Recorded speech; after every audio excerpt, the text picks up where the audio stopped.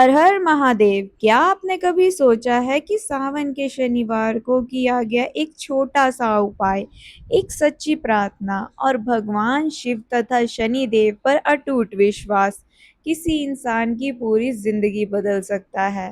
कहते हैं जब इंसान की किस्मत साथ छोड़ देती है तब महादेव का नाम उसका हाथ पकड़ लेता है।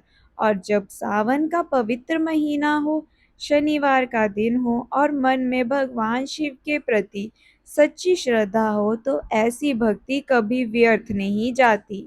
आज की कथा भी एक ऐसे ही भक्त की है जिसके जीवन में परेशानियों इतनी बढ़ गई कि उसे लगने लगा कि शायद भगवान भी उससे रूठ गए हैं। लेकिन उसे क्या पता था कि उसके जीवन की सबसे बड़ी परीक्षा ही उसके जीवन की सबसे बड़े चमत्कार का कारण बनने वाली है। इसलिए कथा को बीच में मत छोड़िएगा, क्योंकि अंत में आने वाला प्रसंग इस पूरी कथा का सबसे महत्वपूर्ण हिस्सा है। और अगर आप भी भगवान शिव और शनिदेव में श्रद्धा रखते हैं तो कमेंट में एक बार जरूर लिखिए, ओम नमः शिवाय, जय शनिदेव महाराज। सावन शनिवार की अद्भुत कथा। एक बहुत ही पुराने समय की बात है। एक छोटे से गांव में हरिदास नाम का एक गरीब लेकिन बेहद ईमानदार व्यक्ति रहता था। उसका परिवार छोटा था, पत्नी, एक बेटा और बूढ़ी माँ। हरिदास दिन रात मेहनत करता था, लेकिन उसकी जिंदगियों में परेशानियां खत्म होने का नाम ही नहीं ले रही थी। कभी खेत में फसल खराब हो जाती, कभी घर में कोई बीमार पड़ जाता, कभी काम छूट जाता। उसने कई बार सोचा, आखिर मेरे साथ ही ऐसा क्यों होता है। लेकिन उसकी एक आदत थी, चाहे कितनी भी परेशानी हो, सुबह उठकर वह सबसे पहले भगवान शिव का नाम लेता और कहता, हे भोलेनाथ, मेरे पास आपको देने के लिए कुछ नहीं, बस मेरा विश्वास स्वीकार कर लेना। एक साल सावन का महीना आया। चारों तरफ हर हर महादेव की गूंज थी। गांव के मंदिर में भक्त जल चढ़ाने जाते थे। लेकिन उसी सावन में हरिदास के घर की परेशानी पहले से भी ज्यादा बढ़ गई। एक दिन उसकी बूढ़ी माँ बहुत बीमार पड़ गई। घर में पैसे नहीं थे। हरिदास की पत्नी ने चिंता से पूछा, अब क्या होगा जी। हरिदास ने शांत होकर कहा, जिसने अब तक संभाला है वही आगे भी संभालेगा। पत्नी बोली, लेकिन कब तक हम भगवान के भरोसे बैठे रहेंगे। हरिदास मुस्कुराया और बोला, भगवान के भरोसे बैठना और भगवान पर भरोसा रखना दोनों अलग बातें हैं। मैं हाथ पर हाथ रखकर नहीं बैठूंगा, मेहनत भी करूंगा और महादेव का नाम भी लूंगा। अगले दिन वह काम की तलाश में निकल पड़ा, लेकिन पूरा दिन घूमने के बाद भी काम नहीं मिला। शाम को जब वह घर लौट रहा था तभी रास्ते में उसे एक बहुत ही वृद्ध साधु दिखाई दिए। साधु सड़क किनारे बैठे थे। उसके पास केवल एक कमंडल और शिव की छोटी सी मूर्ति थी। हरिदास ने उन्हें प्रणाम किया। साधु ने पूछा, बेटा, इतने उदास क्यों हो। हरिदास ने कहा, महाराज, जीवन में परेशानियां बहुत हैं। मेहनत करता हूँ फिर भी सफलता नहीं मिलती। साधु कुछ देर उसे देखते रहे, फिर बोले, तुम सावन के शनिवार का व्रत करो। हरिदास ने आश्चर्य से पूछा, शनिवार का व्रत? लेकिन मैं तो भगवान शिव का भक्त हूँ। साधु मुस्कुराए और बोले, शनिवार शनिदेव का दिन माना जाता है और शनिदेव न्याय के देवता हैं। लेकिन याद रखो, सच्ची श्रद्धा में भगवानों के बीच भेद नहीं होता। भगवान की शरण में जाने वाला भक्त शनिदेव से भी भयभीत नहीं होता। हरिदास ने हाथ जोड़कर पूछा, महाराज, मैं व्रत कैसे करूं? साधु बोले, सावन के शनिवार को प्रातः स्नान करके भगवान शिव का जलाभिषेक करना। श्रद्धा से ओम नमः शिवाय का जाप करना, शनिवार को प्रणाम करना, किसी जरूरतमंद को भोजन या अपनी सामर्थ्य के अनुसार सहायता देना। लेकिन सबसे जरूरी बात, हरिदास ध्यान से सुनने लगा। साधु बोले, व्रत केवल पेट का नहीं, मन का भी होता है। किसी के प्रति बुरा मत सोचो, झूठ मत बोलो, किसी गरीब का अपमान मत करो, और सबसे बड़ी बात, अपनी परेशानी के कारण भगवान को दोष मत देना। हरिदास की आंखों में आंसू आ गए। उसने कहा, महाराज, मैं पूरी श्रद्धा से यह व्रत करूंगा। साधु ने आशीर्वाद दिया। विश्वास रखो, परीक्षा लंबी हो सकती है, लेकिन भगवान का न्याय कभी देर से नहीं होता। सावन का पहला शनिवार आया। सुबह सूरज निकलने से पहले हरिदास उठ गया। उसने स्नान किया, घर से जल लिया और शिव मंदिर पहुंच गया। मंदिर में ज्यादा भीड़ नहीं थी। हरिदास ने शिवलिंग पर जल चढ़ाया और दोनों हाथ जोड़कर कहा, महादेव, आज मैं आपसे धन नहीं मांगता, बस इतनी शक्ति देना कि मैं अपनी जिम्मेदारियों से भागूं नहीं। फिर उसने आंखें बंद करके जाप किया, ओम नमः शिवाय, ओम नमः शिवाय, ओम नमः शिवाय। उस दिन उसने अपनी क्षमता के अनुसार एक जरूरतमंद को भोजन कराया। पूरा दिन उसने श्रद्धा और संयम से बिताया। शाम को घर लौटकर उसने देखा कि उसकी माँ की तबीयत पहले से बेहतर थी। पत्नी ने कहा, आज माँ को काफी आराम मिला है। हरिदास ने आसमान की ओर देखा। उसने कुछ नहीं कहा। उसने चेहरे पर विश्वास की एक छोटी सी मुस्कान आ गई।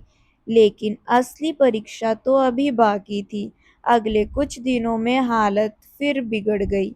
हरिदास जिस व्यक्ति के यहाँ काम करता था, उसने अचानक काम बंद कर दिया। घर में अनाज कम पड़ गया। पत्नी परेशान होकर बोली, अब तो समझ ही नहीं आता कि भगवान हमारी परीक्षा कब खत्म करेंगे।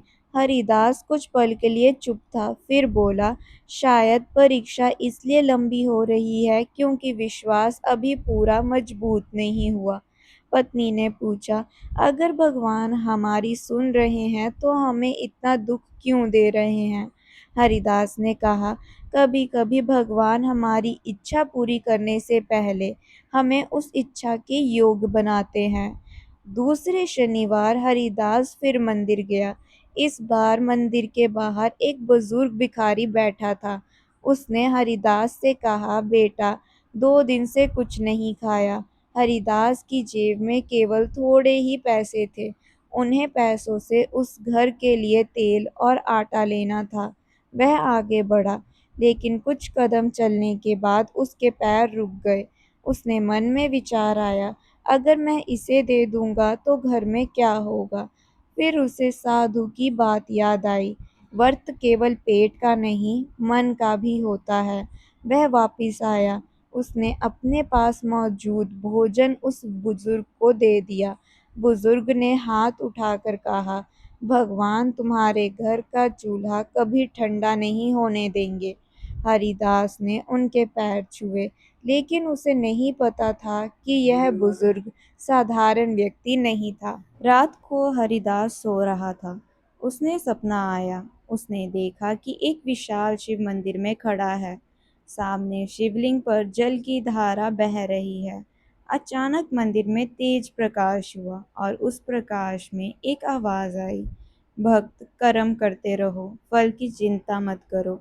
हरिदास की आंख खुल गई। वह उठकर बैठ गया। उसका पूरा शरीर रोमांचित था। उसने तुरंत हाथ जोड़कर कहा, हर हर महादेव। तीसरा शनिवार। तीसरे शनिवार गांव में अचानक तेज बारिश शुरू हो गई। नदी का पानी बढ़ने लगा। हरिदास की छोटी सी खेती नदी के पास थी। अगर पानी खेत तक पहुंच जाता तो पूरी फसल बर्बाद हो जाती। हरिदास दौड़कर खेत की ओर गया, लेकिन बारिश इतनी तेज थी कि कुछ दिखाई नहीं दे रहा था। उसने हाथ जोड़कर कहा, हे महादेव, मेरी मेहनत आपके सामने है। अब जो उचित समझे वही होगा। उसी समय उसे कहीं दूर से बच्चे की रोने की आवाज़ आ रही थी। वह खेत छोड़कर आवाज़ की तरफ दौड़ा। वहाँ उसने देखा एक छोटा बच्चा पानी के बीच फंस गया था। हरिदास ने अपनी जान की परवाह किए बिना उसे बचाने के लिए पानी में छलांग लगा दी। काफ़ी कोशिश के बाद वह बच्चे को बाहर ले आया, लेकिन जब वह वापस खेत की ओर पहुंचा, तो खेत का एक बड़ा हिस्सा पानी में डूब चुका था। हरिदास जमीन पर बैठ गया। उसकी आंखों से आंसू निकल आए। उसने आसमान की ओर देखा और कहा, हे महादेव, मैंने आज एक बच्चे की जान बचाई, लेकिन मेरी मेहनत क्यों चली गई? पहली बार उसके मन में भगवान के प्रति शिकायत आई। वह रोते हुए बोला, मैंने कभी आपसे कुछ नहीं मांगा, फिर मेरी परीक्षा क्यों? कुछ देर बाद वह शांत हुआ। फिर उसने हाथ जोड़कर कहा, अगर यही आपकी इच्छा है तो मैं इसे भी स्वीकार करता हूँ। अगली सुबह गांव में खबर फैल गई कि नदी के पानी से बाढ़ से कई खेतों को नुकसान हुआ है। गांव का एक बहुत बड़ा व्यापारी अपने खेत देखने आया। यही व्यापारी उस बच्चे का पिता था जिसने हरिदास ने रात में बचाया था। उसने हरिदास को पहचान लिया। वह बोला, तुम वही हो जिसने मेरे बेटे की जान बचाई। हरिदास ने कहा, मैंने तो सिर्फ अपना कर्तव्य किया। व्यापारी ने कहा, तुमने मेरे लिए अपने खेतों की चिंता किए बिना मेरे बेटे की जान बचाई। उसने हरिदास को अपने व्यापार में स्थायी काम दे दिया। इतना नहीं, उसने हरिदास की खराब हुई फसल का पूरा नुकसान भी भर दिया। हरिदास की आंखों में आंसू आ गए। वह समझ गया, जिसे वह नुकसान समझ रहा था, वही उसके जीवन में नए रास्ते का कारण बन चुका था। कुछ दिनों बाद हरिदास उसी मंदिर में गया। वह वहीं विद्ध साधु के पास बैठ गया। हरिदास ने उनके चरण पकड़ लिए और उनसे कहा, महाराज, आपकी बताई साधना से मेरी जिंदगी बदल गई। साधु मुस्कुराए। हरिदास ने पूछा, लेकिन आप कौन हैं? साधु ने कहा, मैं कोई नहीं, बस भगवान का एक सेवक हूँ। हरिदास ने फिर पूछा, लेकिन आपने मुझे ही क्यों चुना? साधु ने कहा, क्योंकि भगवान उस व्यक्ति की परीक्षा लेते हैं जिसे वह आगे बढ़ाना चाहते हैं। इतना कहकर साधु उठे। हरिदास ने उनकी तरफ देखा। कुछ क्षण भर के लिए वह व्यक्ति वहां दिखाई भी नहीं दिया। हरिदास थोड़ा आश्चर्यचकित हुआ। तभी मंदिर के पुजारी ने कहा, बेटा, तुम किसे ढूंढ रहे हो? हरिदास ने एक साधु का वर्णन किया। पुजारी कुछ देर चुप रहे, फिर बोले, अरे, जिस साधु की तुम बात कर रहे हो, वह तो यहाँ कई वर्षों से किसी को दिखाई नहीं दिए। हरिदास के पैरों से जमीन ही खिसक गई। उसने तुरंत शिवलिंग के सामने सिर रख दिया। अब उसे समझ में आ गया था कि वह कोई और नहीं, महादेव थे। महादेव, आपने मुझे संभाल लिया। उसके मुख से यह शब्द निकले। भक्तों, इस कथा का संदेश बहुत ही गहरा है।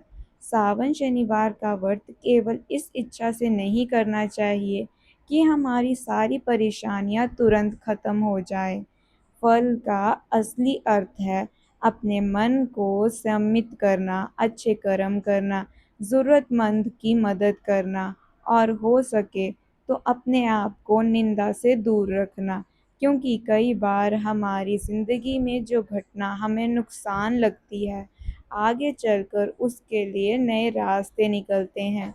शनि देव को न्याय का देवता माना जाता है, इसलिए अपने कर्म अच्छे रखें, किसी गरीब का अपमान ना करें, किसी मजबूर को ताना ना दें, झूठ और छल से बचें और भगवान का नाम लेते हुए कर्म करें। कहा जाता है कि भगवान शिव के यहाँ देर है, अंधेर नहीं। चलिए मिलकर एक प्रार्थना करते हैं। हे भोलेनाथ, जो भी भक्त आज यह कथा सुन रहा है, उसके जीवन से भय दूर करें, उसके घर में सुख शांति बनाए रखें, उसके परिवार पर अपनी कृपा बनाए रखें। जो व्यक्ति आर्थिक परेशानी से गुजर रहा है, उसे मेहनत करने की शक्ति दें। जो व्यक्ति किसी चिंता में है, उसे सही रास्ता दिखाएं और शनिदेव महाराज उस भक्त के सभी अच्छे कर्मों का शुभ फल उसे दें। हमारे मन से अहंकार, क्रोध, ईर्ष्या और नकारात्मकता दूर करें। हमें ऐसा जीवन दे जिसमें हम स्वयं भी खुश रहें और दूसरों के लिए भी खुशी का कारण बने। हर हर महादेव। अगर आप इस पूरी वीडियो को सुन रहे हैं और शनिवार की व्रत कथा को श्रद्धा से सुनते हैं, तो कमेंट बॉक्स में ओम नमः शिवाय अवश्य लिखें। और अगर आपके मन में भी कोई वशा है, तो उसे भगवान शिव के चरणों में छोड़ दें, क्योंकि कहते हैं जहाँ इंसान की उम्मीद खत्म होती है, वहीं से महादेव की कृपा शुरू होती है। अगले शनिवार तक भगवान शिव और शनिदेव की कृपा आप और आपके पूरे परिवार पर बनी रहे। हर हर महादेव।